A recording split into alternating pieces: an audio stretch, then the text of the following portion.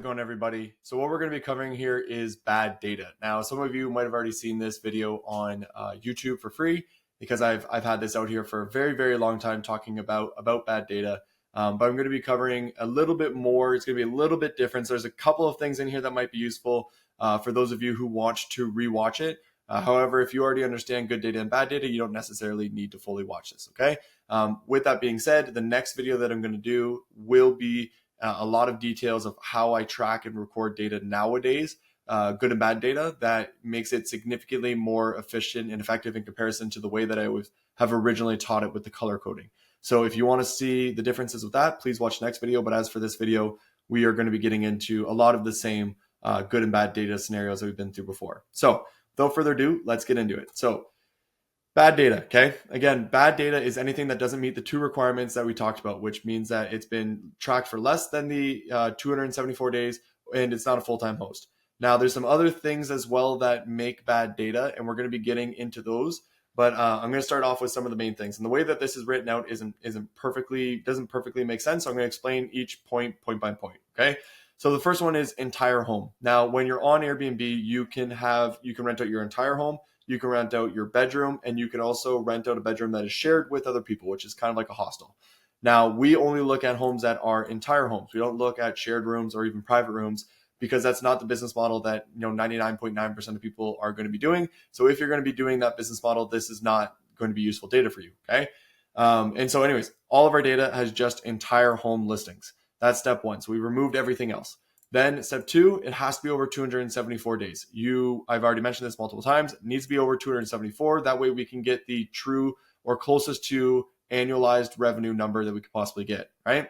Another thing that happens very often is that the link doesn't actually open up. And so you could be in here, you click this, and it opens up, and it just brings you back to the Airbnb homepage. Now, we have done something that allows for the vast majority of this data to be removed with the links that don't open, but that's still going to happen. You're going to get like an error page that says 404, or it's going to bring you to the homepage. In that case, that's going to be bad data, okay? The other thing that we do is we remove anybody with less than 20 reviews. Now, if you're managing a property on a full-time basis, you're going to get more than 20 reviews over a 274-day period. It's just how it works. You should be getting 1 to 5 every single month. And so if you're getting way less than that, you're most likely not a full-time host. And it's a very quick way to veto the fact that to get rid of all the people who are doing it part-time and are only receiving maybe like 5 reviews over a full year. That's a very, very quick way for us to remove a lot of that data. And the data that you're receiving already has this done in there, okay? And so the main things I want to point out here is that when you get a profit map, the data that you're looking at is, again, already over 274 days, which is this column right here. You'll never see anyone below 274. The number of reviews, which you can see in this column here, is always going to be above 20, so we're never going to have that. And then every single listing that you're looking at is an entire home and not a private room or a shared room. And that's how we get rid of the vast majority of the bad data just from those 3 things alone. And so that is super helpful. But there's also additional things within the calendars and the listings that you have to go through to vet and ensure that they are not bad data. So again, we've removed the vast majority, right? I can't say that enough. However, there is still bad data with what you're looking at right here. And that's why we have this column called good data. And so what you need to do, and the main thing that I do to check and confirm if a listing is a full-time host or not, is I review to see if they have had a review every single month for the past 12 months. That's how I know they're a full-time host. And this is the main thing that I do. And I do this with every single piece of data and listing that I open up. I always check the reviews first, okay? And so as you can see, I have some additional things here as well that we'll get into. But the main one, and I can't stress this enough, the main one is just checking that there has been a review every single month for the past 12 months, okay? And so I open it up, I check the calendar, and as you can see here, we've got 2 for July. We have 1 in June, 1 in May, 1 in April, 1 in March, a couple in March, couple in February, January, quite a few in January, actually. Then we got some in December, November. Honestly, everything about this actually feels really good, other than we're missing missing July and August for this one here. And we're looking at Fort Lauderdale. The only thing that's making me nervous with this data here is obviously the fact that we're missing those months there, but then also there's a good amount of reviews over the winter-ish season. But then when we get to April and May, there's actually in June, there's quite a bit less. So I don't know if that's slower season or if there's just not a lot of bookings there, but that makes me a little uneasy about it when I look at it at first. What I'm going to do is I'm going to be going through a lot of these different examples as to what you're likely going to see when it comes to the reviews in the next video. And so I'm just trying to do an overview for this one right now, right? And so another example would be this one, which I know has a lot of data. So you can see July, a lot of bookings for July, a lot of bookings for June. And this is a place that is in Canada. So naturally, I wouldn't expect it to have a ton of bookings in the off season, but we'll see, right? So I can see there's, again, a lot of bookings during every single month. I can see tons and tons of reviews. This to me is some of the most believable data that you could ever possibly get, because there's so many reviews for every single month that you know these people are fully booked during this time frame, and that the data that you're looking at is most likely 100% accurate or really, really close to that. And so you can see they don't have any more reviews since December of 2022, which means this is likely a listing that is just bad. This actually isn't a part of my good or bad data, but this, if it was, it would need the 274 pieces of data. I just recorded this after, I just found this listing after opening up Airbnb. And so what I'm trying to say here is that you're always looking for reviews over a 12-month period and ensuring that there has been reviews every single month for that time frame. The next video is going to explain this in way more depth, okay? And then the next thing is the calendar isn't spotty. And so if somebody is booking out an Airbnb on a regular basis, the calendar is going to be spotty. So let me show you what I mean by that. If I were to click into this, you can see that there's a booking, there's a 1 day available here, but all these other ones with the line through it are days that are not available. And so that's a very spotty calendar. It's kind of like there's random days that are available and most of the other days are booked. There's no consistency to anything that I'm seeing here. And so what that means is that people are actively booking this home for the random dates. When you see that it's very, very, very clean, or there's almost no bookings, or it's all blocked off, that's when you got to start getting worried and being like, why is it so perfectly clean? Right now, if it is perfect, but there are still bookings randomly, but it's like for the entire week, maybe they have a 7-night minimum. That could be a case, and you just look for that stuff like that by highlighting it and seeing, what's their minimum night, which shows up at the top part right up there. I believe it was just there a second ago. Yeah, you can see 2-night minimum would be theirs. Okay. And so you're checking the calendar again to make sure that it looks spotty, because when people's book listings are actually getting actively booked, they will have spotty calendars. Okay. The next one is that one would be making significantly more than others. Now, I tried to find an example of this. I unfortunately wasn't able to find one. But what will happen every once in a while is you'll look into a listing and you'll have everybody making 100,000, and then you have one person making 300,000. And that usually means there's some sort of error within the data and it's not actually right, unless it's an outrageously beautiful listing that clearly is performing extremely well. Now, you can't really do much with that data. You can't use it. You can't really because you want more than one piece of data unless you're going to take that kind of a risk.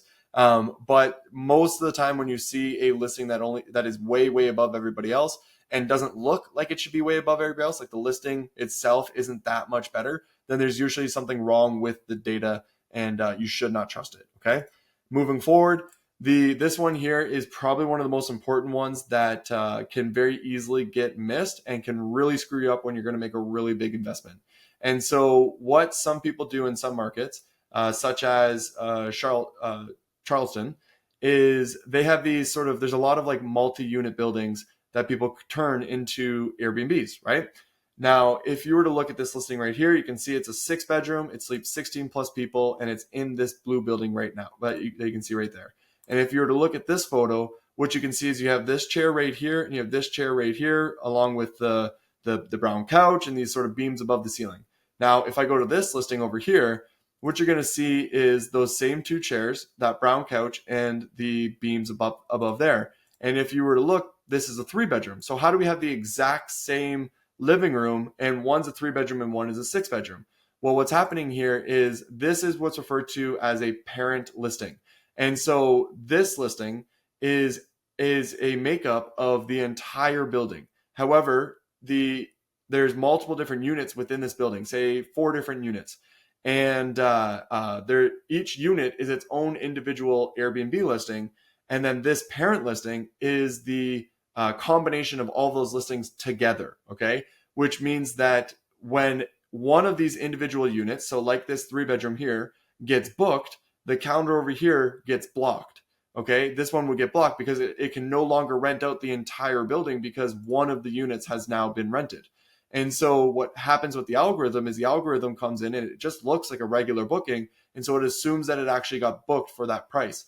And so what happens is these parent listings always tend to look like they're doing extremely well because they're obviously way more expensive than the regular listings, and they're always getting booked because each individual unit is obviously getting booked at one point or another. So these are super, super dangerous listings. And the way that you can avoid them is if you find one that looks like this, and it tends to be a larger unit, you can just click this photo right there. That's going to bring you all the way down to the host. You click the host's photo again, it's going to bring you to their profile.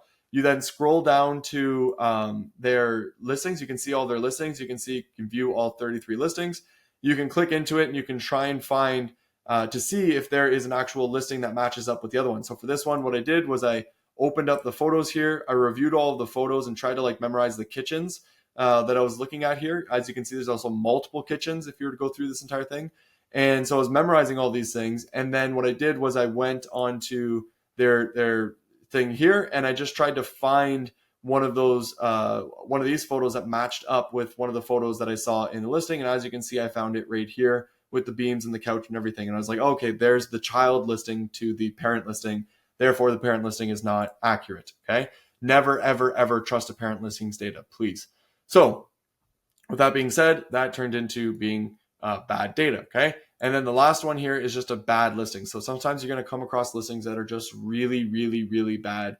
iPhone photos, no design, nothing along those lines, just really, really bad. And you may be looking at it and be like, wow, that home is the same size as the home I'm looking at, but it's a really bad listing, but it's making like $30,000 to $40,000 less than everybody. It's not helpful, right? That's never really going to be a helpful listing for you to be able to make a decision based off of it, because you're not going to put a listing together that looks that bad. And if you are, then it is a great piece of data, but please don't put together a listing that looks that bad, okay? And I tend to just ignore the listings that are really, really bad. Unless I'm in a market where all the listings are bad, then it's just the norm. Okay. So that's the only variance there. So with all that being said, these items here are already removed from your profit map when you receive it, which is the best because we're getting rid of so much bad data. Then you have to always check to see if there's a review every single month for the past 12 months.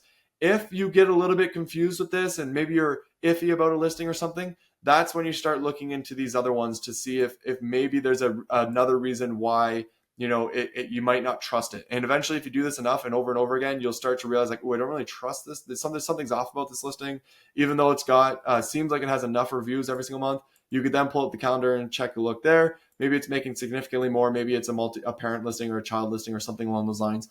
And you can review those things too. And then the last way that you verify if data is good data or bad data is when you're going through all of these listings. Sometimes what happens is one of them, let's say this one, looks like it's doing significantly better than it should be. Okay, so what I mean by that, say this listing is a worse home with worse photos and worse design in comparison to all the other ones around it. And you're like, I don't understand how this one's making $78,000 a year because it doesn't look nearly as nice as the rest of these. That's bad data. There's something wrong there. And that's why we use 5 to 10 comps every single time to verify if the data is accurate or not, because then we get rid of those outliers that it's hard to catch even when they have a good amount of reviews and a spotty calendar and all of these things. Okay. And it works both ways. Some listings will be really bad and look like they're making a lot. And some listings will be really good, but look like they're not making a lot. And whenever that happens, either way, you just have to ignore that data and trust the fact that there is a pattern in the data. There is logic behind how much these homes make. And they're usually, when something doesn't add up, there's a reason behind it. Okay. And it's okay to remove that data. So with all that being said, that's the good and the bad data and how you go through it. And then in the next video, I'm going to show you some live raw videos of me actually breaking it down and making sense of it and going through a bunch of different scenarios so that you can have a better understanding of how I make sense of this data as I'm going through it. Okay. I'll see you in that next video.